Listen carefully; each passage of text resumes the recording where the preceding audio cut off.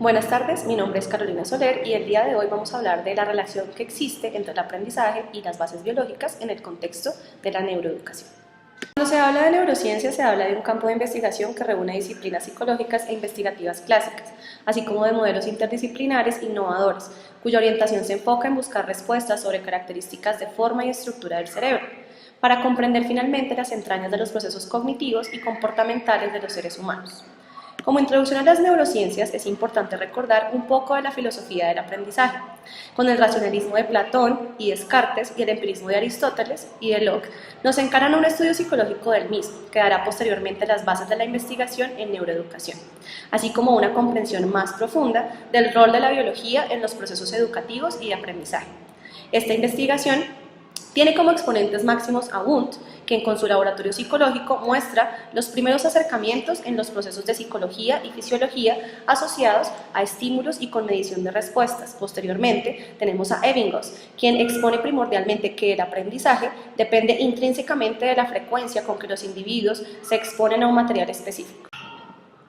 Todas estas muestras nos llevan luego a las escuelas del estructuralismo y del funcionalismo. La primera, cuyo mayor exponente es Tishner, vuelve sus ojos a la doctrina empírica del asociacionismo y la experimentación como mecanismos de introspección. La segunda, representados en Dewey, Anger y James, para quienes los individuos se adaptan, aprenden de su entorno, modifican procesos generando nuevos aprendizajes, corriente que basó en gran parte el desarrollo de sus doctrinas en las investigaciones realizadas por Darwin y que posteriormente serían usadas a su vez en la escuela conductivista. Ahora bien, toda esta fase filosófica y teórica nos lleva a la práctica y a la investigación en el aprendizaje, en el que las teorías se prueban bajo hipótesis específicas y cuya información es condicional y que se retroalimenta en los procesos investigativos. En este aspecto, surgen los más importantes paradigmas alrededor del aprendizaje y de entender cómo éste ocurre en el ser humano, para que los eruditos se cuestionen sobre el quién y el dónde del aprendizaje, así como los procedimientos y variables relacionadas para determinar cuáles son los resultados evaluados en sus investigaciones. Aquí es donde se comienza a cerrar la brecha entre la investigación neurocientífica y la práctica en pedagogía, pues como lo menciona Ana Lucía Campos en su artículo sobre la neuroeducación, ¿cómo transformar sin conocer qué será transformado? Es imposible innovar y hacer que los procesos educativos y de aprendizaje mejoren en calidad, experiencia y resultados si no se entiende de primera mano el material con el que se trabaja, que es en este caso el motor de habilidades emocionales, sociales, morales, espirituales, físicas y cognitivas, el cerebro. El cerebro, como órgano vital en los procesos de aprendizaje, memoria y conciencia, tiene un rol indispensable.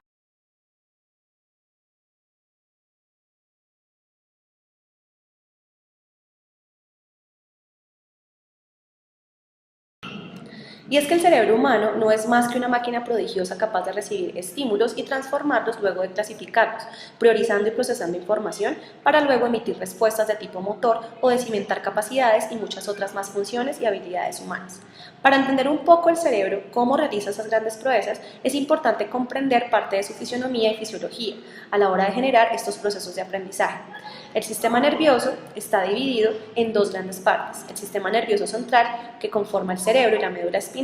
y conforma las conductas voluntarias, y el sistema nervioso autónomo, que regula las funciones involuntarias. El sistema nervioso central está configurado por millones de células nerviosas, las neuronas, así como de células acompañantes, que son las células gliales. Las neuronas son las encargadas de enviar y recibir información a lo largo de todo el cuerpo. Cada neurona tiene una estructura con miles de ramificaciones, las dendritas, y un largo cuerpo o axón. Las dendritas reciben información proveniente de otras células y los axones envían mensajes a otras células. Al final de cada axón hay una estructura ramificada, conocida como sinapsis, que conectan con las terminaciones dendríticas. Es allí donde los neurotransmisores, los precursores químicos del sistema nervioso, se activan o se reprimen, haciendo que la transmisión de información sea rápida, así como la generación de respuestas.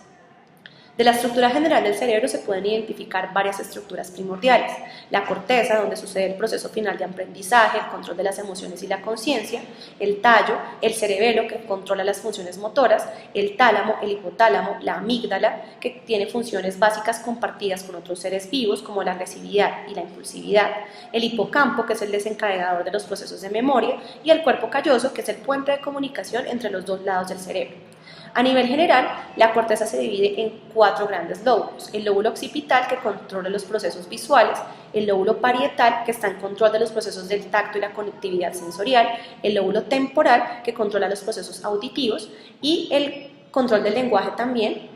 como las áreas de Wernicke; y también el lóbulo frontal, en el que se realiza el procesamiento más importante de la información y los procesos de metacognición se hacen evidentes, así como aquellos procesos de comunicación, como por ejemplo en el área de Broca.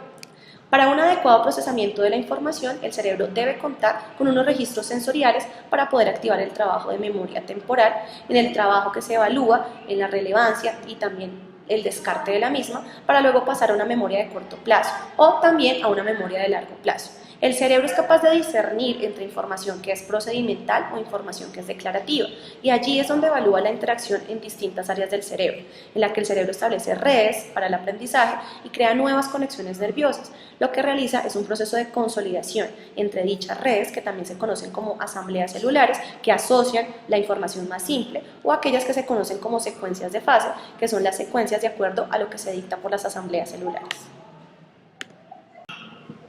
Sin embargo, el aprendizaje en el cerebro no solo depende de procesos fisiológicos y celulares. Hay otros factores como la genética, la estimulación ambiental, la nutrición, las hormonas y otros factores que son teratógenos, así como las etapas del desarrollo humano que determinan resultados como el lenguaje, las emociones, el desarrollo motor, visual, auditivo, y que se encuentran ligados directamente con la edad del individuo y la etapa de desarrollo, en la que los procesos de aprendizaje tendrán resultados muy variables. Aquí la motivación y las emociones se hacen evidentes como factores que inician y mantienen los procesos de aprendizaje. Por ejemplo, cuando se establecen mecanismos de aprendizaje basados en problemas, en este caso, un estudiante de escuela media puede observar los efectos del cambio climático en un noticiero en la televisión y tratar de comprender cómo la información puede ser discernida y generar un impacto, pero cuando el estudiante está en su contexto escolar y aprende directamente sobre los efectos del calentamiento global mediante experiencias de clase como laboratorios digitales de lluvia ácida y cambio climático, haciendo cuantificación de estos efectos en gráficas didácticas y que pueden ser manipuladas, puede de una forma más certera conectar lo relacionado previamente en este caso,